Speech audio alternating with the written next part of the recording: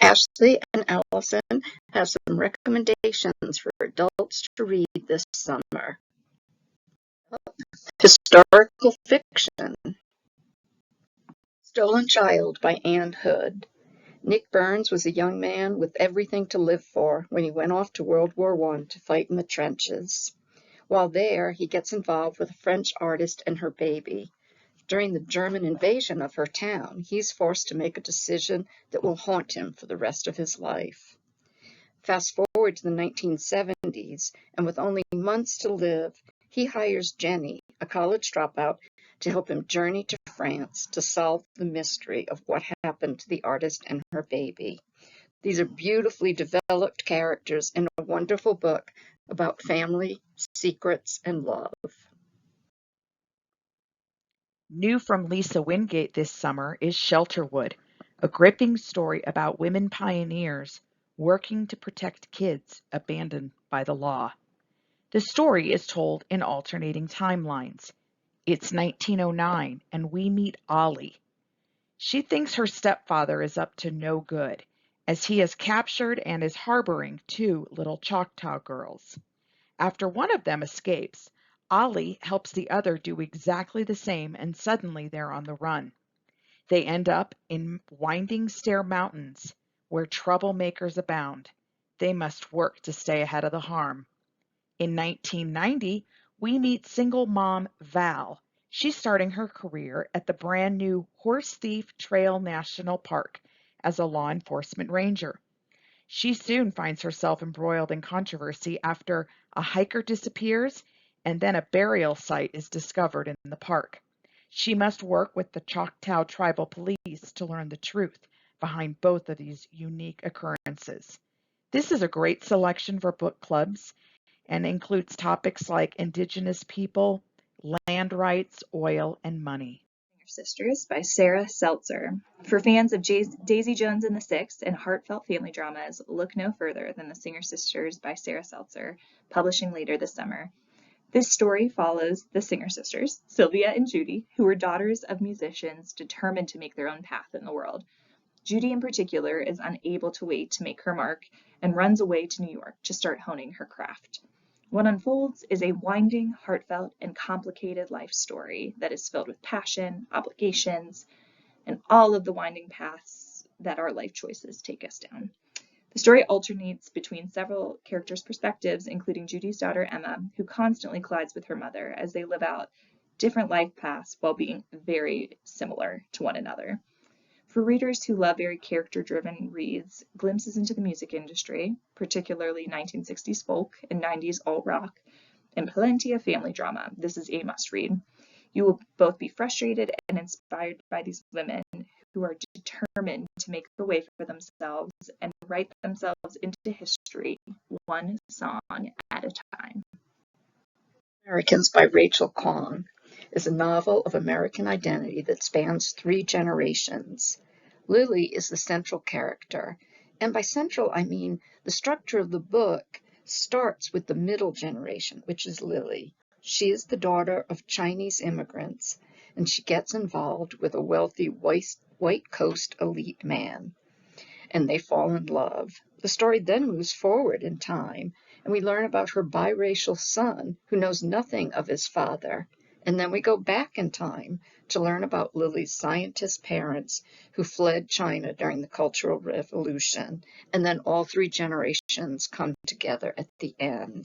It really explores topics of immigration, race, identity, and an interesting twist on genetics. The Lion Women of Tehran by Marjan Kamali. From the author of The Stationery Shop comes a new historical fiction read that is a heartfelt tale of friendship, deceit, and redemption set against the backdrop of Tehran, Iran over the span of 3 decades. When Ellie's father dies suddenly in 1950s Tehran, she and her mother must move to a small town that Ellie's mother continually despairs is beneath her social standing. Ellie longs for a friend to meet in her loneliness, only to find the vivacious and chaotic Oma, who immediately bonds with Ellie. The pair aspire to set the world on fire and become lion women. When Ellie and her mother's fortunes change and they move back into a more luxurious lifestyle, Ellie begins to forget her sweet friend Oma and the sense of home that she provided her with. Yet Oma's sudden reappearance in Ellie's world years later will drastically change both of their lives. As Iran's political turmoil escalates, a single betrayal will shake the foundations Ellie and Oma have built. Both a coming-of-age story, an homage to friendship, and a historical fiction read centering on Iran, this book has so much heart. This book shows the both power of relationships as well as the power in letting those relationships shape and grow us into stronger versions of ourselves. That is The Lion Women of Tehran. And now on to some nonfiction reads. Hear about some nonfiction titles.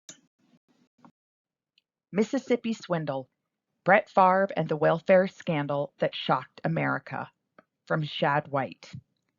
The setting is the poorest state in our country, Mississippi. The youngest state senator in the country, Shad White, uncovered some of the state's wealthiest and powerful stealing millions, like $70+ million, in welfare or TANF money and using it for their own pursuits. Among the 38 defendants in the civil case is none other than Brett Favre, the famous NFL quarterback and alum of the University of Southern Mississippi. You see, his daughter was set to play volleyball at the same school, and Favre committed a substantial amount of money to help develop new volleyball facilities. First $5 million and then another $1 million. I love how this book features this young, ambitious auditor working side by side with the prosecutor to highlight the grave injustices. The book is being touted as a must-read with all the thrills of a John Grisham novel for fans of shocking true crime exposés like Black Edge and Bad Blood. Year of Living Constitutionally by A.J. Jacobs. Jacobs is the author of books such as The Year of Living Biblically. He often immerses himself in some experience for a full year and documents the results. And this is his attempt to follow the original meaning of the Constitution and searches for answers of how can we interpret this document today. If you need a refresher on constitutional history that is very well researched and informative, but also hilarious, this is a great pick. And really try it on audio. The author narrates it himself. The Swans of Harlem by Karen Balby. Many think that Misty Copeland was the first Black ballerina, and while she had many monumental accomplishments, this nonfiction read shares the previously untold stories of 5 Black ballerinas who built the foundation for future dancers.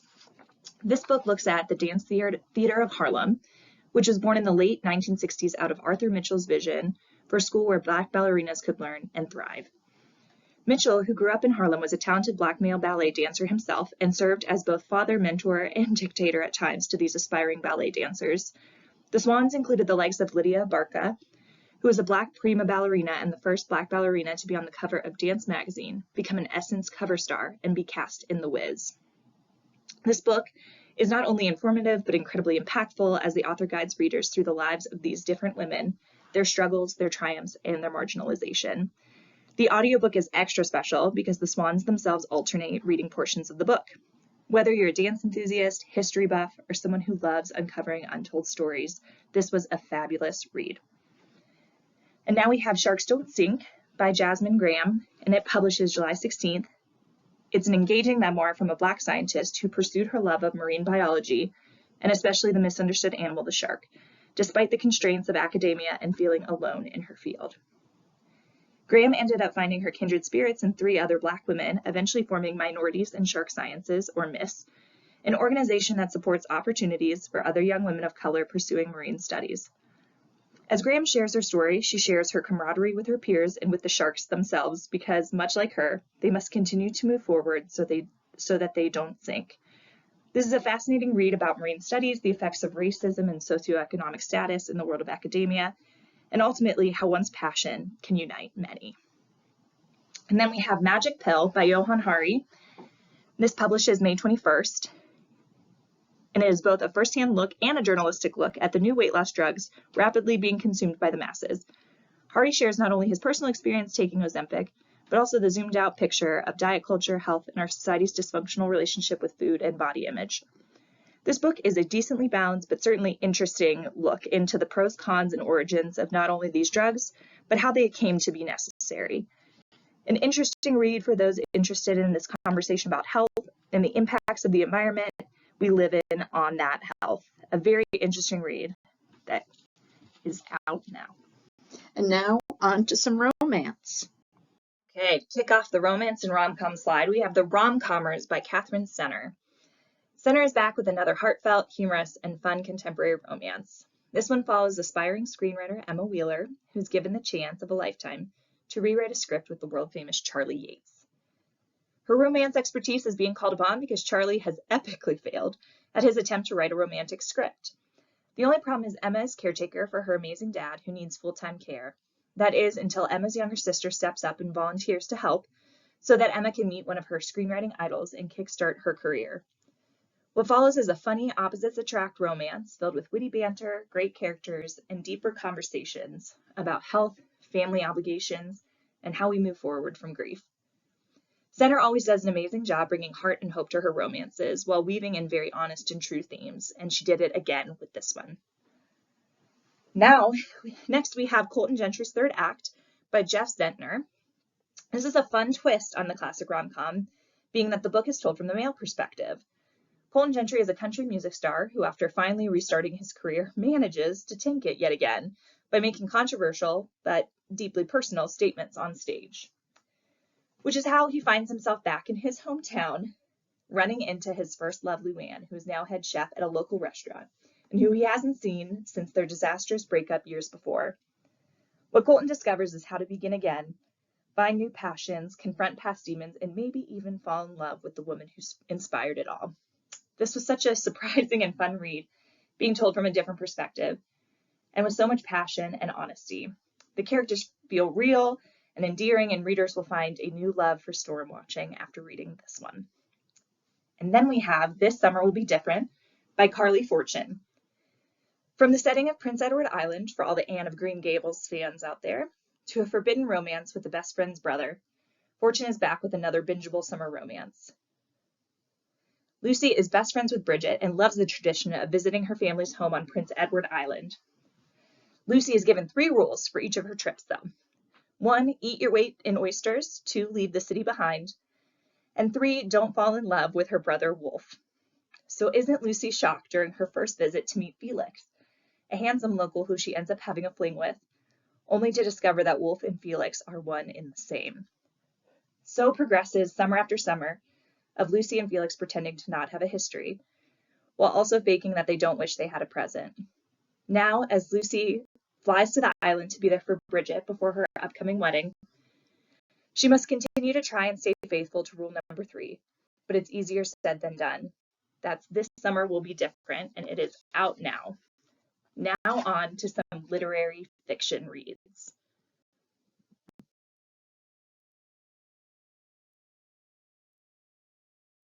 Exit by Morgan Talty. Talty is the author of the short story Night of the Living Rez. This is his debut novel. This is the story of 3 generations of families living along the Penobscot River in Maine. Some are white, some native, some mixed. Charles is the main character, and he's caught between his mother, suffering from depression and dementia, his best friend, who's a serious alcoholic, and most importantly, his daughter, who has no idea who he is, despite the fact that he can see her house across the river. When the daughter disappears, Charles wants to get involved and also to tell Elizabeth who he is. This is clearly a novel that focuses on a lot of generational trauma. But the thing I loved about this book, and my favorite character, was Frederick, Charles's stepfather. He passed away long before the events of this book, but his kindness, strength, and love show that there's such a thing as generational growth as well. Our next selection is And So I Roar by Abby Dare. Aduni is back. Perhaps you met her first 4 years ago in the book The Girl with the Louding Voice. The newest book is set in Nigeria. Aduni is a 14-year-old runaway and is now living in Lagos with her friend Tia. She is enrolled in school and is thrilled, as it has always been her dream to get an education. But when Tia accidentally overhears a conversation between her terminally ill mother and her aunt, things start to get very complicated. You see, Tia is working to uncover a secret that her mother has been hiding for over 20 years. Suddenly, there's a horrible knocking at the front gate, and it's only the beginning, as Tia will soon be forced to make a terrible choice between protecting Aduni or finally learning the truth behind the secret her mother has hidden from her. And Aduni will learn that her louding voice, as she calls it, is more important than ever, as she must advocate to save not only herself, but all of the young women of her home village of Ikati. Incidents Around the House by Josh Malerman. This is a horror story from the author of Bird Box, and it's told from the point of view of a young girl whose troubled family is being targeted by something she calls Other Mommy. I don't usually read horror because I'm a wimp, but you've just got to go to the Amazon page for this book and see the praise about it. Every author, editor, reviewer is so in love with this book. So I'm going to put it on hold. Actually, I already have. And we'll find out if I have the nerve to read it or not. Our final literary fiction selection is The God of the Woods from author Liz Moore, who you may remember from the book Long Bright River. This is a family story and told from alternative perspectives of several characters. It's 1975, and in Adirondack summer camp, suddenly an empty bunk is discovered, and then its occupant Barbara Van Laer is missing. But what's later revealed is the Van Laer family owns this summer camp. You see, they're a prominent banking family in the area, and they employ many of the people that live in their largely blue collar community. But we soon find out that this isn't their first child to actually go missing. In fact, Van Laer's older son, Bear, went missing 14 years ago as well. He has never been seen or heard from since. Secrets unfold in this literary mystery fiction book. The community is gripped with fear and suspicion as interwoven plots unravel in this fascinating and devastating story. In a Library Journal review, it states the verdict is Moore's novel is wild yet delicate, with complex characters and an immersive reading experience that will draw audiences. Its explorations of class, crime, and family dynamics, in addition to Moore's incredible storytelling, will appeal to readers of Lisa Jewell, Tana French, and Lucy Foley. For some fantasy titles, And for our fantasy and sci-fi fans, have we got something super exciting coming this summer from actor Keanu Reeves. He is teaming up with author China Miéville for the Book of Elsewhere. This is a mind-blowing epic, and the publisher says it's unlike anything these two genre-bending pioneers have created before, inspired by the world of the Berserker comic books.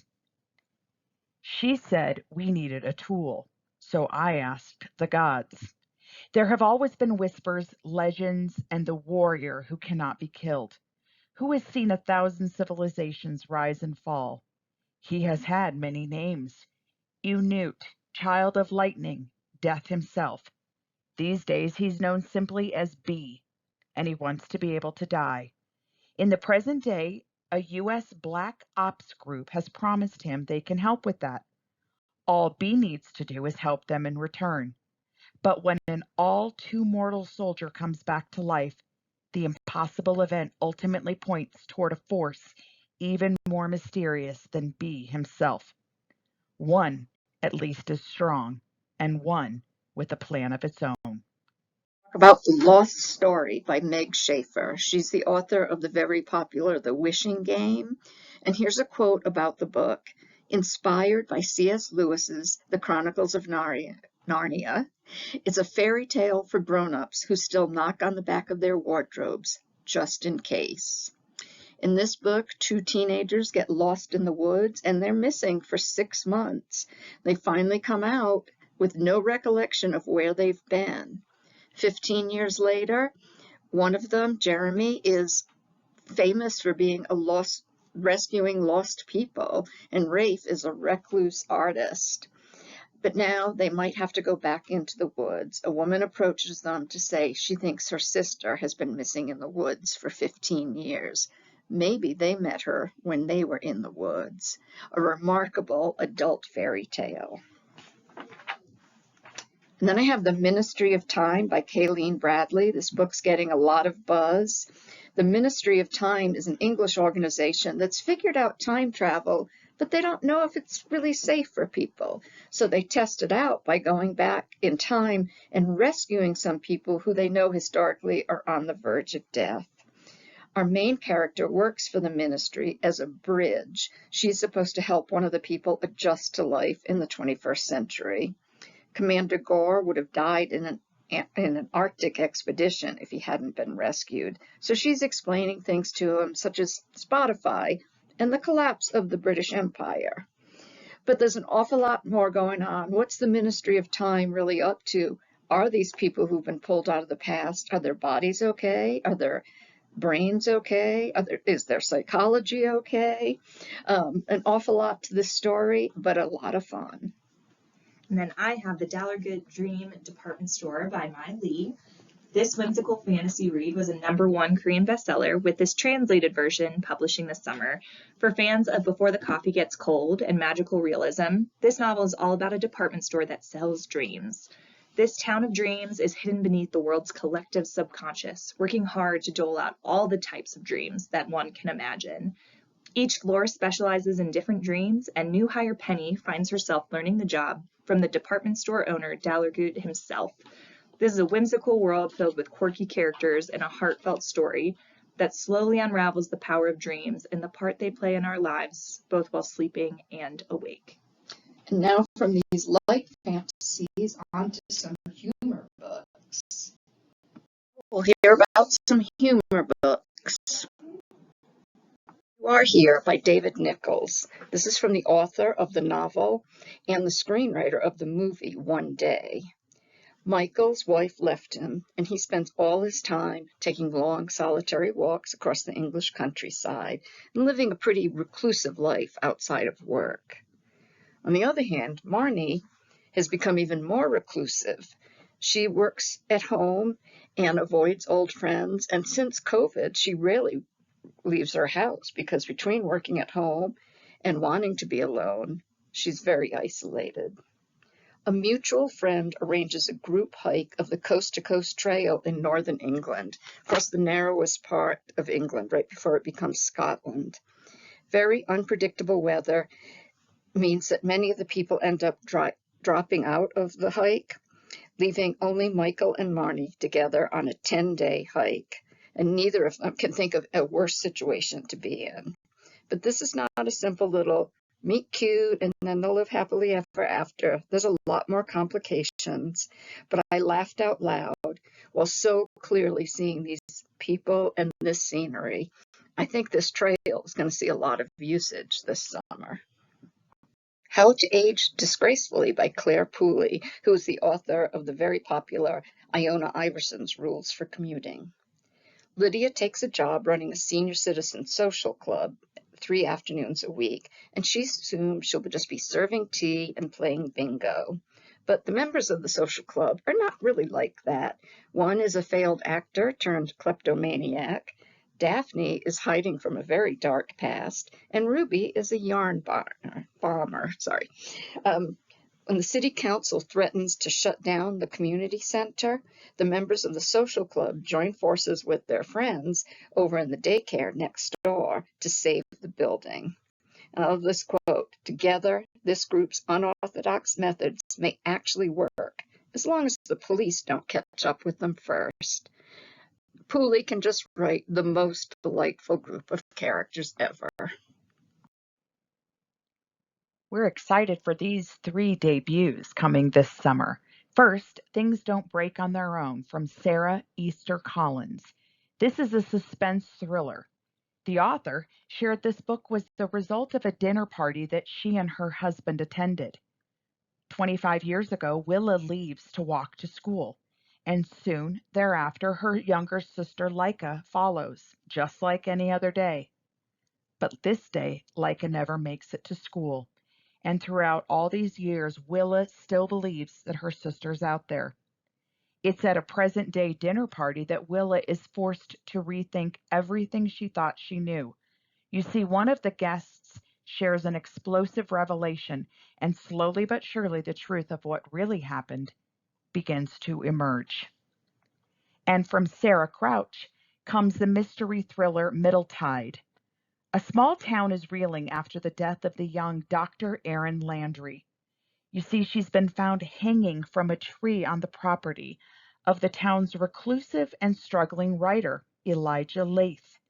Initially, it was thought to be a suicide, but then it quickly turned into a homicide investigation, and the clues that unravel are eerily like the novel and the plot that Elijah was writing. You see, it was fame and stardom as a writer that took Elijah from the small town of Point Orchards, but it was love that brought him back. Can he prove his innocence? They're saying this one is great for fans of All Good People Here and Where the Crawdads Sing. And finally, All Our Yesterdays from Joel H. Morris.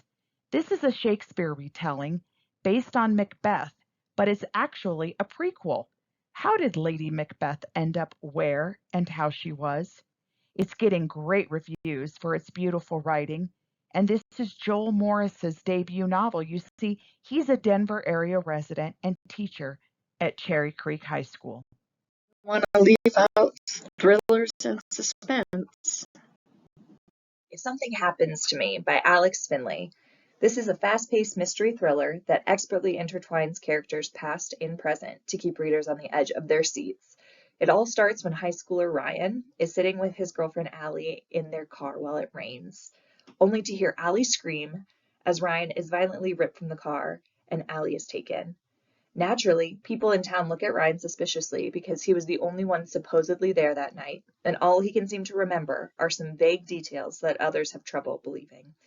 Eventually, authorities connect Allie's disappearance with a local serial killer, and Ryan tries to move on from the past. That is until Allie's car is finally found with two unknown dead men inside, alongside a cryptic note that states, "If something happens to me." What unravels is a winding string of details that don't seem to go together, but must somehow. It's up to the local sheriff working in Ryan and Allie's hometown to put the puzzle pieces together. This book has fantastic characters, fun twists, and ultimately a fascinating bigger mystery connecting them all. That is If Something Happens to Me. In the suspense category, we have 4 titles featured. The first is Like Mother, Like Daughter from Kimberly McCreight, who you may remember from Reconstructing Amelia and A Good Marriage. This one is a page-turner. Cleo discovers her mother, Kat, is missing, and she begins to unravel her mother's life and a history that she never really knew about, a childhood and a career rife with secrets and lies. And with shifting timelines, we learn that Kat was actually working to save Cleo from the harm that was threatening her. The two have a complex relationship, and as the story unfolds, we discover an incredible bond that works to uncover truth in 2 worlds filled with lies. The publisher says, above all, it's a love story between a mother and a daughter, each determined to save the other before it's too late. The Wilds is from Sarah Pierce and is the final in the trilogy featuring Detective Elin Warner. The first was The Sanatorium, the second, The Retreat. The latest features an idyllic wellness retreat which is opened off the coast of England, and yet it's supposedly cursed. Detective Elin investigates in the wilds after a young woman is found dead below the yoga pavilion. Someone else has drowned in a diving accident. But are these actually accidents, or is there a killer loose? When We Were Silent is a psychological thriller from Fiona McPhillips. The setting is Dublin, Ireland, and it's an elite private boarding school. A bit of a trigger warning on this, as there is some very real representation of sexual assault. 30 years after attending the prestigious Highfield Manor, Lou is contacted to testify in a lawsuit being brought against the school. Lou must decide, will she tell the truth? And will she be willing to put both her family and her career today at risk? And finally, House of Glass, from Sarah Pekkanen, a psychological domestic thriller. Attorney Stella Hudson is brought in to advocate on behalf of 9-year-old Rose as her parents begin divorce proceedings. But Rose has stopped speaking, and suddenly she's begun collecting sharp objects after the death of her beloved nanny. The nanny fell from a window in their picture-perfect mansion. Or was she actually pushed?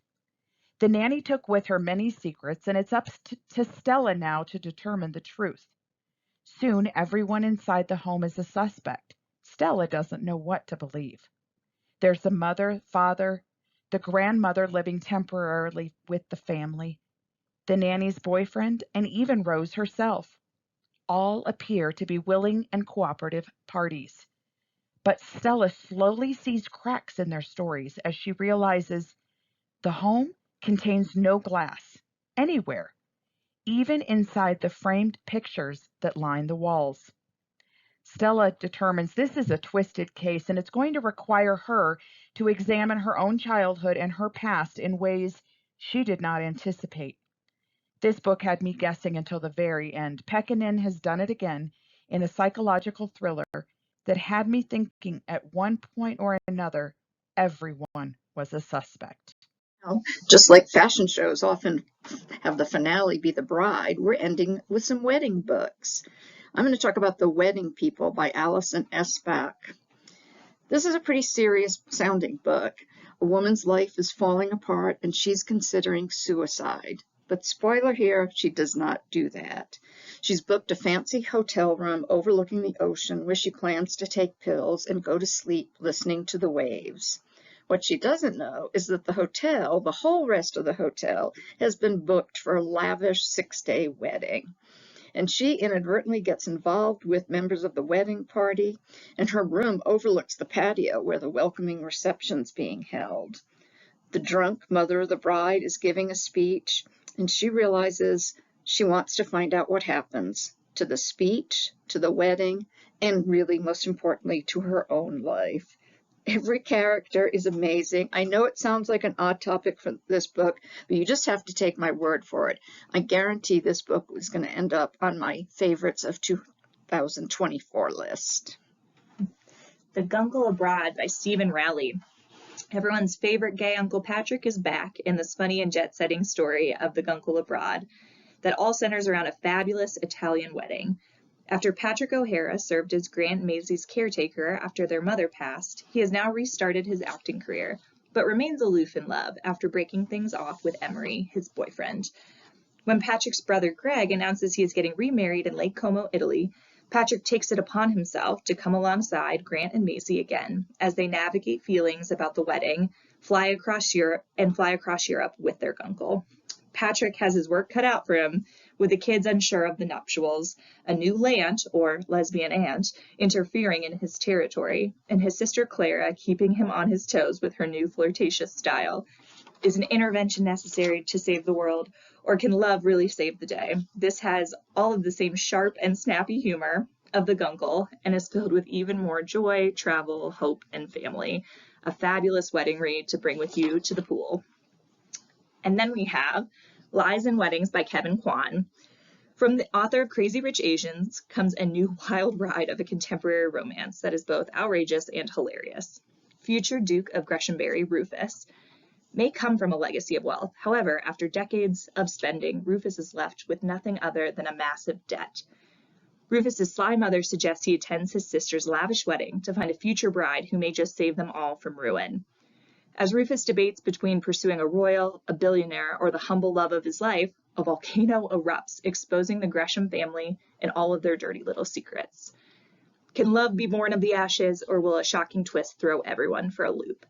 This wedding read is a wild ride that is perfect for fans of Crazy Rich Asians for its luxurious backdrops, dazzling locations, and intense drama that is the perfect summer escape read for you.